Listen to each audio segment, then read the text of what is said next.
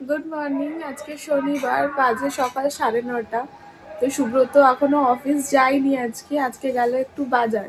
আমি পাঠালাম যে কিছু মাছ নিয়ে এসো, কারণ বাড়িতে তো ভেজ খায় আর আমি নন ভেজ। চিকেনটা একটু কমই হয়ে গেছে খাওয়া বা আনা।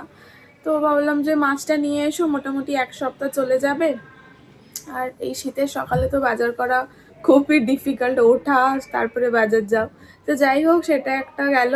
আর আমরা তো এখন স্মুদি খাবো। সুব্রত ও বলছিল যে তুমি চলো, দিয়ে আমি বললাম যে না, আমি এখন যাব না, তুমি তো এসে অফিস যাবে, আমাকে স্মুদিগুলো বানাতে হবে। তো দুজনারই স্মুদি একবারে বানিয়ে নেবো। আর আজকে একটা স্পেশাল দিন, সেটা হচ্ছে আমার বেস্ট ফ্রেন্ডের আজকে বার্থডে।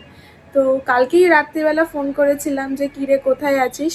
তো বললো যে আমি কলকাতাতেই আছি, কারণ একদিনের জন্য আর কি বাড়ি যাব। তো আমি বললাম খুব ভালো কথা, তুই চলে আয় আজকে আমার কাছে। তো ওকে একবার বলাতেই ও বললো ঠিক আছে আমি চলে যাব। ও অ্যাকচুয়ালি কেমিস্ট্রির প্রফেসর, ঠিক আছে, মানে দেখে বুঝতে পারবেন না, বাট ও খুব ভালো একজন স্টুডেন্ট।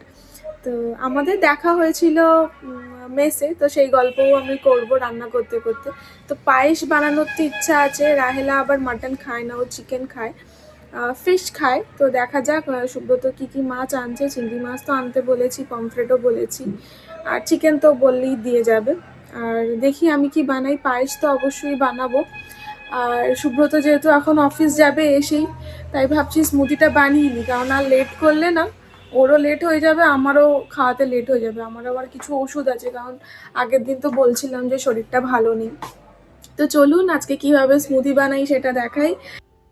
তো স্মুদি বানানোর জন্য আমি ফার্স্টে স্ট্রবেরিগুলো কেটে নিচ্ছি। সুব্রত এগুলো কালকেই নিয়ে এসছে, খুবই টাটকা।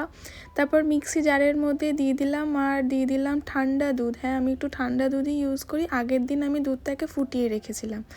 আর তারপর ড্রাই ফ্রুটস, তার মধ্যে আমি আর একটু মিষ্টির জন্য হানি দিই। এই হানিটাও ভীষণ ভালো, নতুন মেট্রো থেকেই নিয়ে এসেছিলাম, আপনাদের হয়তো মনে আছে। আর এই মিক্সিটা না ভীষণ ভালো, মানে এটা অ্যাকচুয়ালি ব্লেন্ডার, স্মুদি ব্লেন্ডার বা কোনো অন্য কিছু ব্লেন্ড করার জন্য। কালারটা এত সুন্দর আসে, জাস্ট দেখুন। আর ভীষণ মানে হেভি থাকে, খাওয়ার পর প্রায় অনেকক্ষণই পেট ভর্তি থাকে এই স্মুদিটা খেলে। আরও অনেক কিছু দিয়ে করি মাঝে মধ্যে, ব্লুবেরি, কলা, তো এটাও দিই। তো সুব্রতকে দিলাম, ও খেলো, দিয়ে এখন বসে বসে একটু কাজই করছে।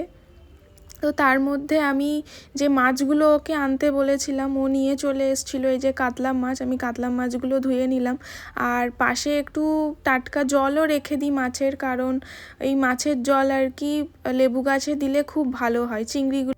সুব্রত জাস্ট এই গেল, বাড়িতেই কাজ করছিল, দিয়ে আমি বললাম যেতে হবে না, ছেড়ে দাও। বললো না না, একবার গিয়ে ঘুরে আসি।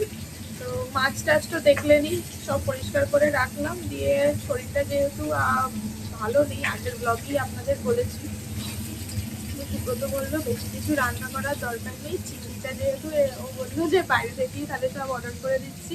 আমি বললাম না না, চিংড়িটা যেহেতু এনেছো ওটা তো বেশি কিছু না, ওটা জাস্ট ভাপাই করবো। আর বললো আমি আসার সময় বিরিয়ানি আর কেকটা নিয়ে চলে আসবো, যেহেতু রায়লা আসছে আর ওর জন্মদিন। আর আমি এখন চান হয়নি এখনো, চান করব। তো চান করার আগে আমি যে কাতলা মাছটা নিয়ে এলো সেটার কিছু পিস আমি ভেজে রাখছি, প্লাস চিংড়ির ম্যারিনেট করে রেখে আমি চান করতে যাব। তো এখানে আমার মাছ ভাজা চলছে, এটা কাতলা মাছ, আর এখানে আমি চিংড়িটা রেখেছি, আর এটার মধ্যে সব পেস্টগুলো মানে করবো আর কি।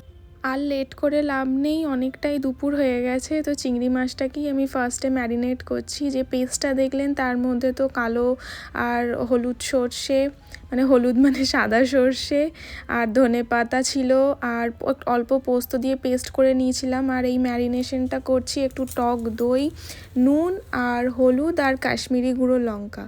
তো সব কিছু দিয়েই মেখে নিয়েছি। মেখে নিয়ে এটাকে একটা টিফিন বক্সের মধ্যেই রেখে দিচ্ছি, যেটার মধ্যে এটা ভাপা হবে। আর কাঁচা লঙ্কা দিয়ে দিয়েছি, আর এটা ফ্রিজে রেখে দেবো। স্নান হয়ে গেল, ঠাকুরকেও দিলাম, মানে ঠাকুরকে পুজো দিলাম। খিদে পাচ্ছে না আজকে, তো রোদ তো নেই একদম, মানে খুবই মেঘলা ওয়েদার আর কি। তো বারান্দাটায় এসে বসলাম, তো বাট আজকে ঠান্ডা আছে। অনেকদিন পর 2025 সালের ডিসেম্বর মাসে 20 তারিখ শনিবার, আজকে ঠান্ডা লাগছে। তার আগে খুব একটা ঠান্ডা লাগেনি। হ্যাঁ, যেদিন গ্রামের বাড়ি গেছিলাম পুতুলরা, সেদিন তাও লেগেছিল। কিন্তু বর্ধমানে তো যেহেতু আমাদের ফ্ল্যাট সবই বন্ধ, তাই ঠান্ডা ওখানেও খুব একটা লাগেনি। আর কলকাতাতে তো লাগেই না। কিন্তু আজকে লাগছে, আজকে সকাল থেকেই ঠান্ডা লাগছে, যেহেতু রোদটা ওঠেনি। রোদ উঠলে বেশ ভালো লাগে।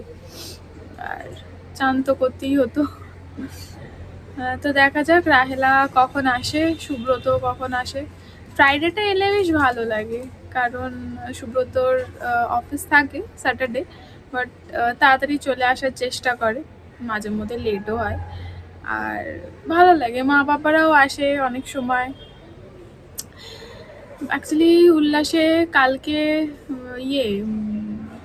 ঢালাই 2nd ফ্লোরে, তো ওর জন্য এই উইকে মা বাবা আর আসবে না। আমরা যাব 25 তারিখে যাওয়ার কথা।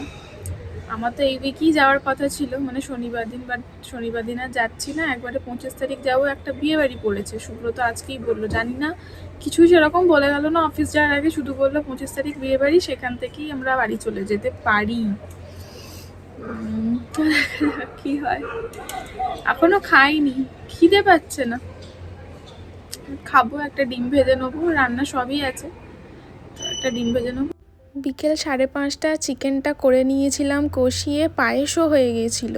আর এইদিকে আমার বন্ধু রাহেলা চলে এসেছে, আর তার সাথে এই যে ব্রাউনি। ও এলে ব্রাউনিকে ও ছাড়ে না, ও এত ভালোবাসে। ওকে বলছি তুই রাখ, কেকটা কাট। তুমি আপাতত তোমার ক্যান্ডেলস নেভাও। হ্যাপি বার্থডে বল।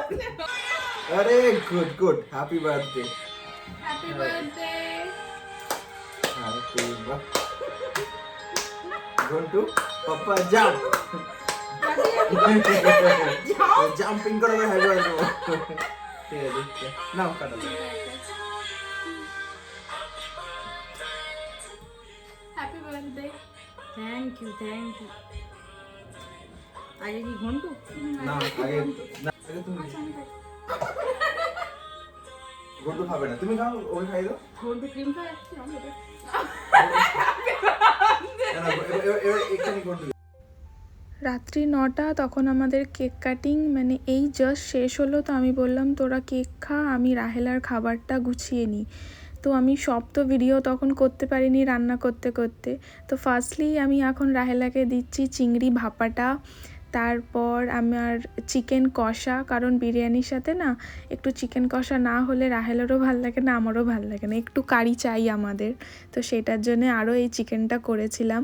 তার সাথে এই যে পায়েস আর স্যালাডটা কাটলাম। তো চলুন রাহেলাকে দিয়ে দিই।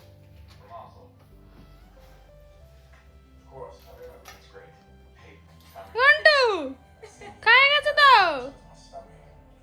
চিংড়িটা আগে খা। চিংড়িটা আমি খুব, মানে কি বলবো, করেছি জীবনে প্রথমবার। নুন টুন সব ঠিক আছে কিনা। এই নো, তোমার তো খাওয়া গেছে। ভালো আছে? নুন সব, থ্যাংক ইউ। তো রাহেলা এখন খাচ্ছে, ও খেয়ে নিক, সাথে আমি সুব্রতকেও খেতে দিয়ে দিই। আর সেদিন রাত্রির বেলা আমরা ঘুমাইনি বললেই চলে, সিনেমা দেখেছি, অনেক গল্প করেছি। আর রাহেলা না আমার খুব কাছের, আর অনন্যাকেও খুব মিস করছিলাম সত্যি কথা বলতে। ওরা দুজনেই আমার বেস্ট ফ্রেন্ড, এত ভালোবাসি ওদের আমি। আর সব কিছু শেয়ার করি, ওরাও শেয়ার করে, আমিও করি। হয়তো প্রত্যেক দিন কথা হয় না, কিন্তু সপ্তাহে 3-4 দিন তো কথা হয়েই যায়। মানে এমন হয় যে কথা হয়তো হলো না, কিন্তু এত কথা জমেও থাকে। তো সেটাই ওকে বলছিলাম যে তুই এতদিন পর এলি, কোনটা ছেড়ে কোনটার গল্প তোকে করব। ফোনে তো হয়, কিন্তু দেখা হওয়ার একটা আলাদাই মজা। তো আমার মনে হয় সবাইকারই এরকম বন্ধু হয়তো আছে, যেরকম আমি লাকি বলতে পারেন। তো যাই হোক, আজকের ব্লগটা এখানেই শেষ করছি, দেখা হবে নেক্সট